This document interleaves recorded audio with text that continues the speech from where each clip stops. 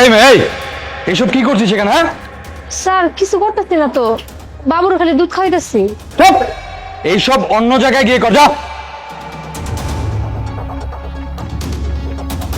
যত সব চলে আছে কোথা থেকে।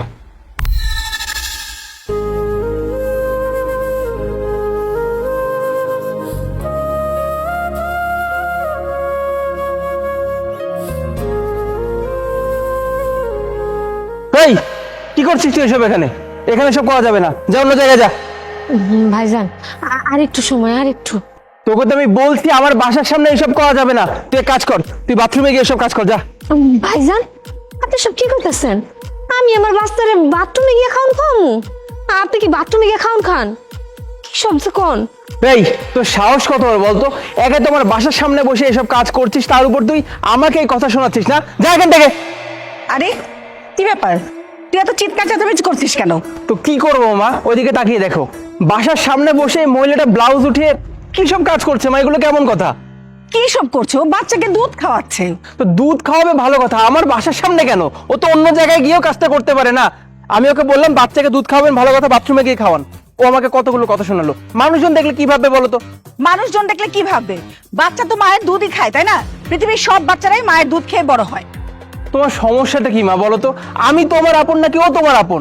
কোথায় তুমি ওকে কথা শোনাবে সেটা না করে তুমি আমাকে কথা শোনাচ্ছ। সব এখান থেকে, আমি যাবো। হ্যাঁ যা।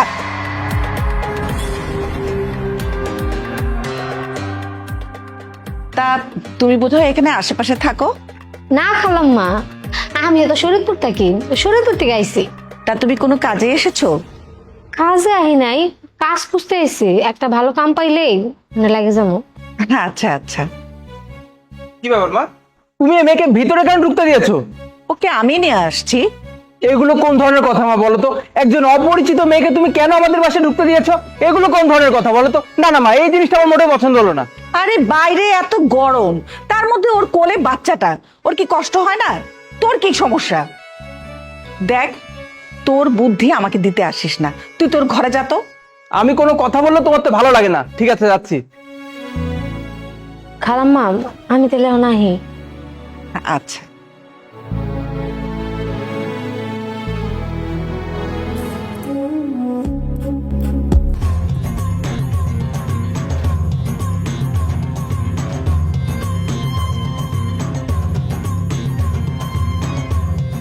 মা, ওই মেয়েটা কোথায় আছে? ও তো চলে গেল। কিন্তু আমি তো এই বইয়ের নিচে আমার টাকা রেখেছিলাম, টাকাগুলো কোথায়? এই তো এখানেই তো তোর টাকা পড়ে আছে।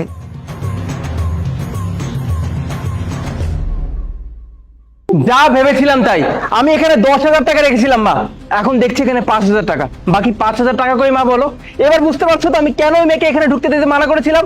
আমি 100% শিওর মা, বাকি 5,000 টাকা ওই মেয়েটা চুরি করেছে। আমি এই টাকা কিন্তু তোমার কাছ থেকে নিবো, দেখো।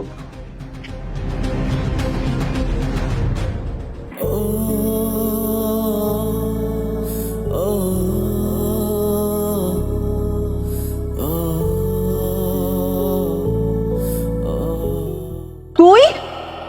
আরে খালাম্মা যে, কেমন আছেন? কিছু নিবেন? না, কিছু না। আরে খালাম্মা, কি আপনি এমনি কথা কইতেছেন কে? আপনার কি কিছু হয়েছে? সেদিন তুই কাজটা একদম ঠিক করিসনি। আমি কাজটা ঠিক করি নাই। আমি আবার কি করছি খালাম্মা? তোর সামনে টেবিলে 10,000 টাকা ছিল, আর সেখান থেকে 5,000 টাকা নিয়ে তুই চলে গেলি। খালাম এটা আপনি কি কন? আমি আপনাকে বাসা থেকে কোনো টাকা পয়সা চুরি করি নাই। আপনার কোনো একটা ভুল হইতাছে। তুই সেদিন আমার সাথে মিথ্যে কথা বললি কেন? আমি তোমাকে আবার মিথ্যা কি বললাম বলো তো? যেটা সত্যি আমি তো তোমাকে সেটাই বললাম। সেদিন আমি বইয়ের নিচে 10,000 টাকা রাখছিলাম, পরে আমি যাওয়ার পর দেখলাম ওখানে 5,000 টাকা। এর মধ্যে তো আমাদের বাসার কেউ আসে নাই, তাই না, ওই মেয়েটা ছাড়া? তাহলে রুলস অনুযায়ী টাকাগুলো কে নিতে পারে বলো? অবশ্যই এই মেয়েটা। আর ওই মেয়ে তোমার ভূগোল বুঝেছে, তুমি সেটাই বুঝছো। তোমার মাথায় কি বুদ্ধি নাই মা বলো তো? হয়েছে হয়েছে, আর সাধু সাজতে হবে না। এসেছিলাম এখান থেকে পার্সেল নিয়ে যাব, কিন্তু তোকে দেখে তো আমার মুডটাই নষ্ট হয়ে গেল।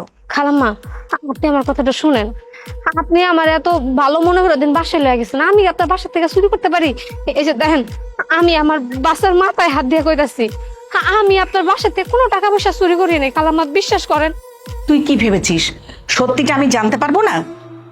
আরে আমি তো ভাবতেই পারছি না যে তুই আমাকে ছোট করার জন্য একটা নিষ্পাপ মেয়েকে তুই মিথ্যা অপবাদ দিয়ে বলবি যে তোর টাকা চুরি করে নিয়ে গিয়েছে। শোন, একটা মা অসহায় হতে পারে, শক্ত হতে পারে, কঠোর হতে পারে, ঠিক যেমনটা আমি কঠোর হয়েছি তোর জন্য, তোর ভালোর জন্য। কিন্তু একটা মা কখনো তার সন্তানের জন্য চোর হতে পারে না।